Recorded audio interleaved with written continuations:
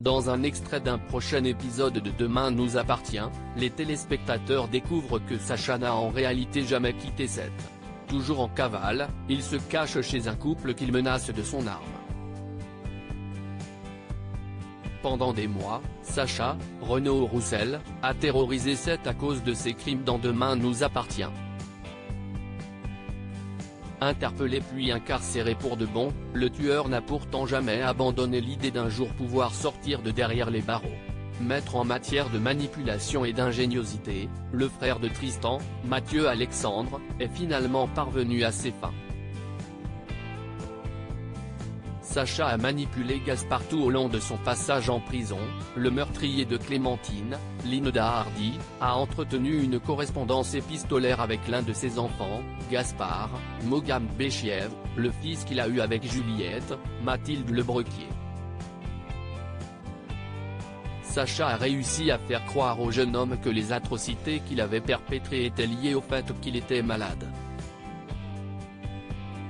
Mythomane, l'assassin a inventé qu'il était désormais soigné et qu'il voulait plus que tout reprendre sa vie aux côtés de sa famille. Naïf, Gaspard a cru son père. À deux, ils ont ainsi fomenté en secret un plan pour permettre à Sacha de s'évader et cela a marché. Le personnage s'est donc échappé avec l'assistance de son insoupçonnable complice et a tenté de renouer avec Juliette. Celle-ci a évidemment refusé catégoriquement et Gaspard a compris qu'il avait été berné. Désespéré, Sacha est maintenant plus dangereux que jamais.